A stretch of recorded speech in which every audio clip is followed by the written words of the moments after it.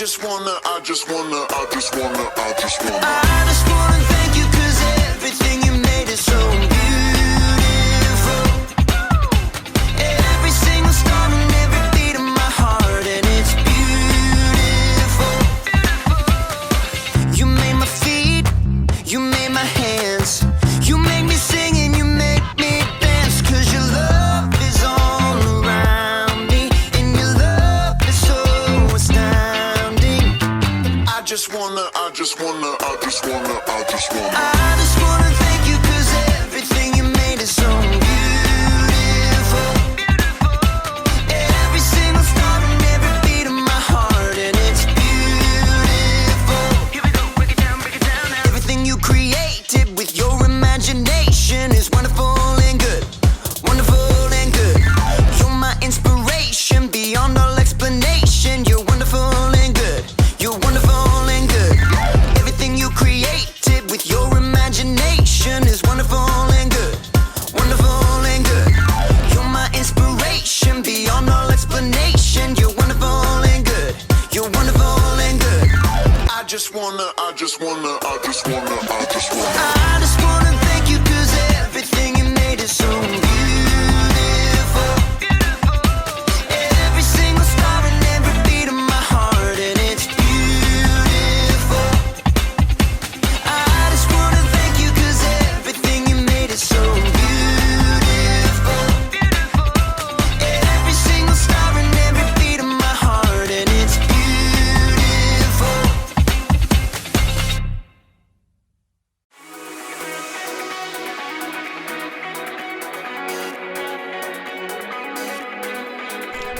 Hey everybody, I'm Izzy, the candy connoisseur, and I'm here to talk about individuality.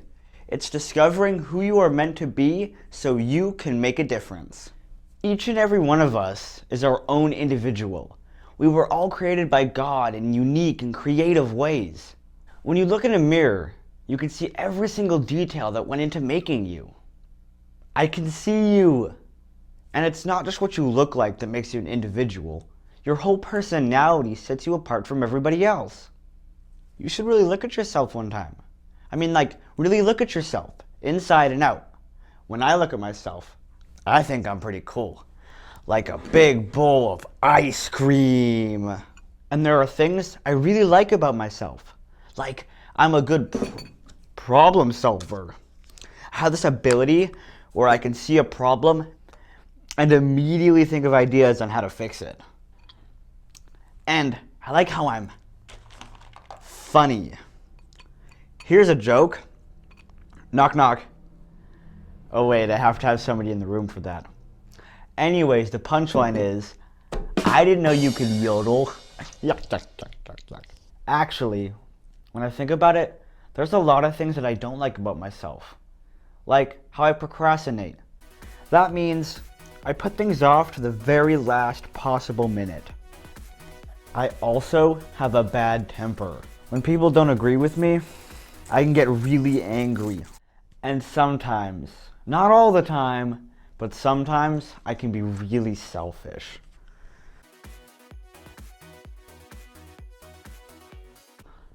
There, a little cool, a little gross, and a lot messy. That's how I see myself sometimes. Well, sometimes maybe you see yourself like that too. Well, after today's story, you might find a whole new way to see yourself.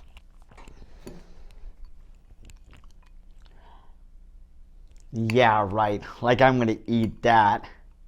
See? I am funny. The Bible. It's 66 books of history, stories, letters, and poetry that fit together to form God's one big story. The epic adventure of how He created us and loves us so much that He made a way to rescue us. As we travel through the Bible, from Genesis to Revelation, we discover people who met God and found their lives changed forever. Now, for an amazing story. Inspired by the book of Matthew, chapter 9, verses 9 through 13. Everyone in the shore town of Capernaum knew who Matthew was. You may also call me Levi. But few people actually liked him. Well, that's rude. truth is, Matthew had put himself in an awkward situation. He was Jewish, like his relatives and friends, but he chose to work for the hated Roman government. Just trying to make a living. Matthew was a tax collector for the Romans, and tax collectors were known to lie about the amount of money people owed. 5 gold pieces. But it was only 3 last year. 5, and not a shekel less. After collecting money, the tax collectors would keep the extra for themselves. Many of them grew rich by robbing the poorest people in their towns. In fact, tax collectors and sinners were considered to be the same thing. Hey, I work hard. But no matter how hard Matthew tried to polish his own image, deep down, he knew how others saw him. He heard their whispers as he crossed to the other side of the street to pass his booth. I do not know how that man sleeps at night. He's the worst, doing the Romans' dirty work. But one day, the crowds of Capernaum were full of different news. Did you hear about Jesus of Nazareth? The rabbi? He's not only a teacher. This morning, he made a lame man walk. That's just talk. My son was there. He saw it with his own eyes. The whole city was ablaze with the story, and even Matthew, who was tucked away in his tax collector's booth, was fascinated. Maybe the man just had a limp or something? Oh no, this Jesus has real power. He cares about people. Well, maybe. Anyhow, you owe 3 gold pieces. 3? How are we supposed to eat for the rest of the season?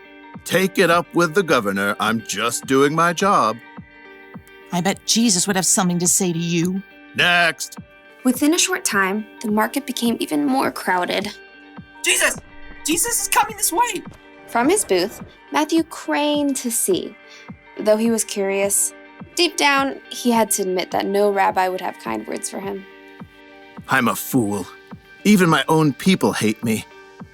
Suddenly, the crowds parted. Just down the street, Matthew could see a tall man with a rugged face and piercing eyes. A group of common fishermen followed at his heels. It's Jesus. Matthew watched, waiting for the rabbi to pass him by. Instead, Jesus stopped right in front of Matthew's booth. Rabbi? Jesus looked directly at Matthew, reading every single thought in his heart. Nice day?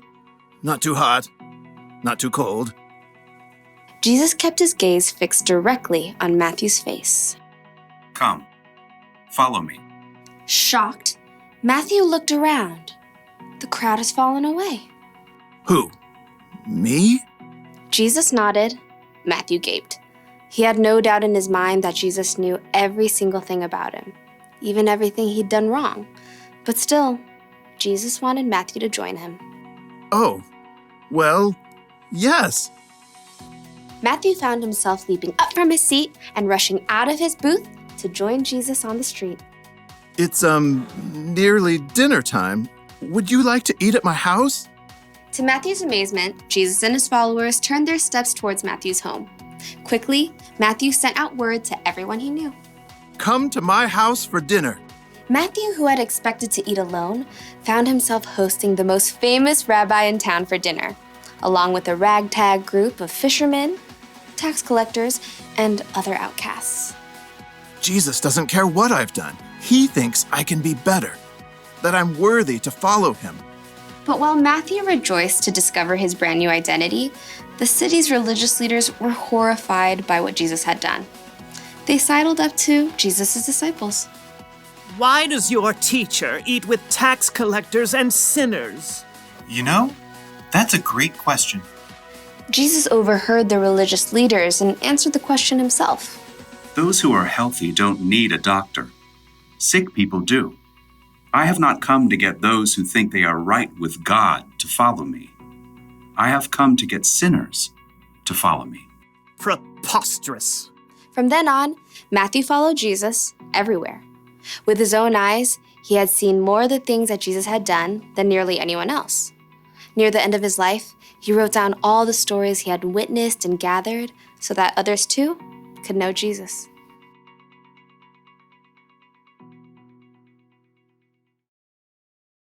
Before Matthew met Jesus, he was a tax collector. Tax collectors are known for cheating people out of their money. Some people would say that Matthew was a sinner, and those people would be right. Matthew, like every other human on earth, is a sinner, which means he does things that God doesn't like. I wonder if Matthew saw himself like this. A little gross, a little messy. I wonder if he felt ashamed, even worthless. But then something happened. He met Jesus. Jesus wanted Matthew to follow him, even though sometimes Matthew did things that he shouldn't. Sometimes he sinned. Jesus wants you to follow him too. He wants you to know him and trust him, and it doesn't matter how you see yourself or what you've done. When Jesus died on the cross, he took your sin. You're forgiven, and he loves you, mess and all. It's almost like when Jesus sees you, he sees through you. He sees past the mistakes. He sees the individual you that God created. When you believe in and follow Jesus, it'll help you see you through his eyes.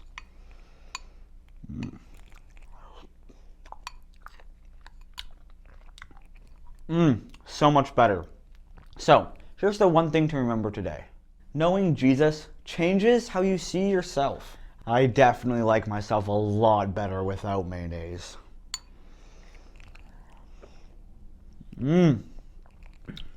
I'll see you next time.